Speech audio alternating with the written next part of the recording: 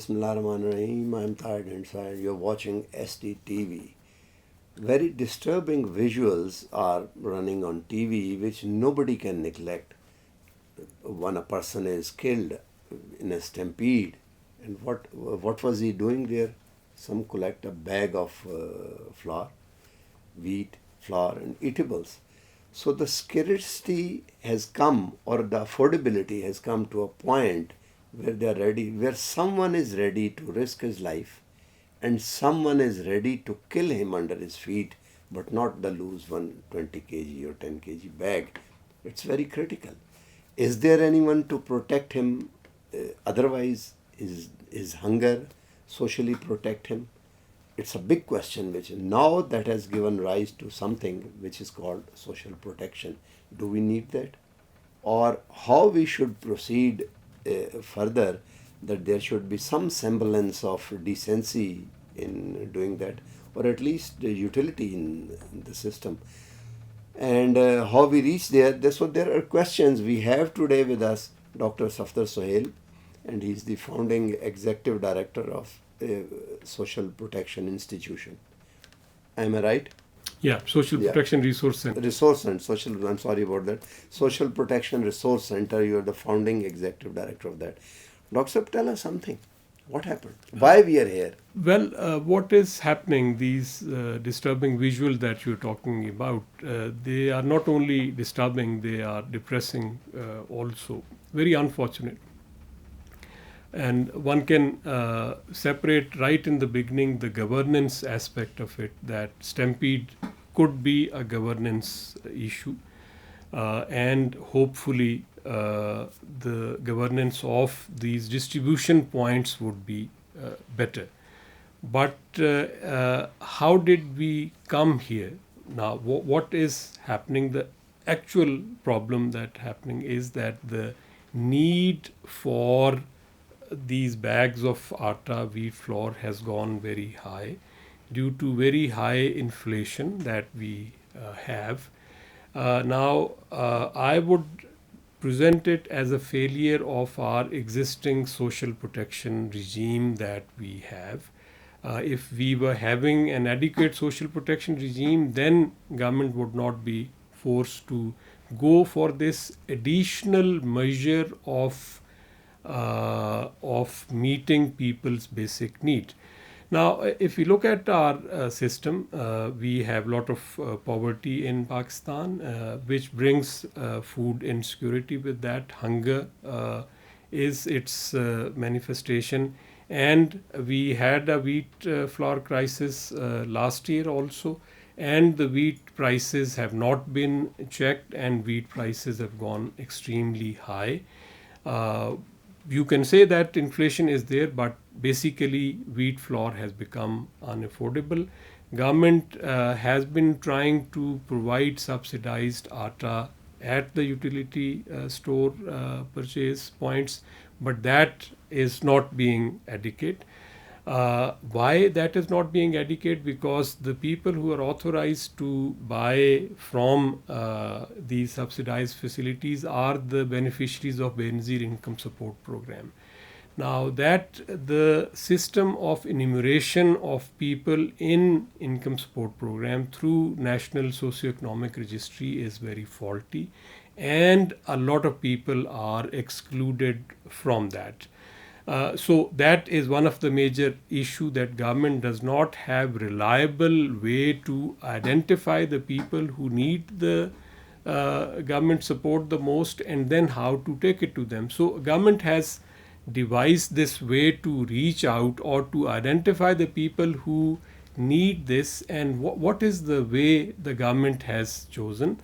A person who can travel many kilometers to the distribution truck of atta, the person who is strong enough to get that, snatch that atta out of thousands of people. People send their women there so that they may have a better chance to get there. Because of the social reasons. And some people have to pay some little money to take that bag of atta. So we have this new social protection selection procedure, that the person who can treble who is strong enough, who can snatch the atta, is getting the atta, and in the process you are having all this these stampedes and even deaths. What to talk about the dignity? Leave it there. I was told that there are some flour mills who have these fair price atta shops, and women from the surrounding villages go there early in the morning at 5 o'clock, wait the whole day, everybody doesn't get atta, and the women come again the next day. So what about the dignity? What about their time spent there? So this is basically a tip of an iceberg that we have Doctor, very severe problem. did we reach this point only yesterday? How long that had been brewing up? What is the history? How did we reach here? That is an important question in the sense, to start with, that the current phase of price hike is recent, but as IMF is telling us that the high, or we are still not using the term runaway inflation, but this would continue for another 2 years' time. So there is a conjuncture in which high inflation is there, high interest rate, you know all that. But there is a systemic reason behind that. In a country where you adopt for a trickle down strategy, and the country is very large and is facing continuous boom and bust cycles, 2008, 2013, 2018, and now with the acceleration, now your debt is bigger, your crisis is coming earlier, and is coming with bigger intensity. So this time it didn't come after 5 years, it came after 4 years. We started having the current burst in 2022. Now, what does that basically mean? That all your fundamentals now are so bad that developing a modicum of balance is becoming a big problem. And then you have some international reasons also. My point is that in a country like Pakistan, where poverty is there, inequality is there, you go for the what we call residual social policy, you go for the trickle down, and that trickle down is in the form of income transfers, which would get eroded with the inflation, the bouts of inflation which would come. And it should have been foreseen by somebody a few years before that the cash transfers would not be enough even for the food. Now, that is the real tipping point which has happened, that the monies that government is given in the form of social income transfers are not even sufficient for the food. Now, the whole theory of social change when we adopted this system was people were even hoping that from where the money would come. No, that I'm coming to that. But the point is that our edifice is still based on this presumption that with these income transfers you would be able to graduate people out of poverty. Now, this income transfer is not even adequate for the basic food. Now, that basically means you need to reset your social protection policy right away. Now, that is, having said that, what is the way forward? Well, the way forward, you see, when building on that, we know very well that the income transfers are now more like a charity to the people to buy food. They cannot become agents of graduation, of helping people improve their situation. A large number of people are out of the income transfer system, so government does not know how to reach them. And these are the poorest of the poor who can go and beg, but the lower middle class has become extremely fragile. What should the government do, or any policy maker, for the enabling the social protection to a level where it is reasonable, or it is if not sizable, then reasonable at least? There again, you see, as we know that the problem has not been created in 1 or 2 years. The problem has been created over a period of time. You see, if I give you a rather theoretical answer, I'm not a Marxist as such, but I do believe that the material conditions of life are extremely important.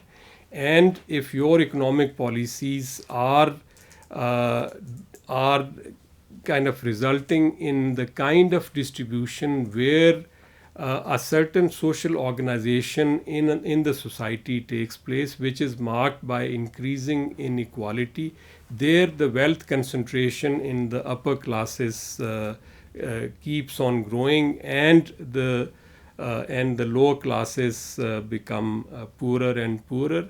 So this, what we simply pass away by just mentioning that inequality in Pakistan is less than South Africa or in Brazil, and we are happy with that, as if this is only a No, but there's a coefficient and a difference. number. Inequality is huge there, but nobody, but the number of people below the poverty line is much less. You see, that So is they the can framing. afford. That is the framing of the whole situation. That's where the problem is, that we have these arbitrary lines, and we say that below these At lines, least they can afford meals. I think now, if you ask me today, the people whom BISP identifies as ultra poor, they have larger households, and you give support on the basis of the household, not on the basis of the members in the household. So now a larger household of 7, 8, 10 people, they cannot buy their food essentials with this 2,500 rupees. Yes. Simple. And so that again, saying that our income transfers are saving people from hunger is bad. What is the way forward? You see, Suggest 2, 3 things. I think we should do more programs. yeah, this but is a very but at complex least and- suggest 1 or 2 things for now. Yeah, you see, the first thing to be done has to take stock of the existing social policy that we have, because we need a reset. Immediate thing to be done is to improve the public distribution system. And the government for the time being is going for Sasta Bazaars, going for free distribution of atta or subsidized. That government must do and improve its governance. But this is the time to realize that the whole of our social protection system now has become a system to save people from hunger. That basically means that at this time Pakistan does not have any social security system in the medium term that we must have, because our economic situation is becoming more and more precarious.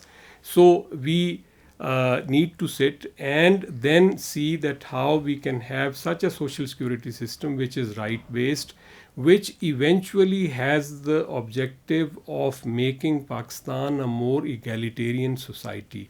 Now, the real task for all of us, including politicians and policy experts, policy makers, is to revision the social situation in Pakistan in 10 to 15 years' time. That would we have a more egalitarian society? You see, I'll quickly explain the stakes which are there. If we continue the way we are continuing, we would consign around 20 to 30% people of Pakistan in an apartheid-like situation, totally marginalized, completely dependent on the charity of the people. That would dramatically improve the oppressiveness in the society, the relationship, oppression in the society. Yeah, right. That would basically make them live in a scarcity mindset, and they would not be innovative, they would not be creative, they would not be interested in Large education. ghettos. Large ghettos. So basically, you write off 25 to 30% of their population as contributors to the development of the country. Right. I think we should do more programming on that, at least on the suggestion or what is the way forward. But I mean, you have just heard Dr. Saab saying what need to be said. Government need to revisit its policy, and it will take time because it was a mess created in many years, and also the economic policy. But immediately the system of distribution should be taken care of. Government should immediately improve the identification, method of identification and system of distribution. That is all for now, and we'll meet again. Goodbye.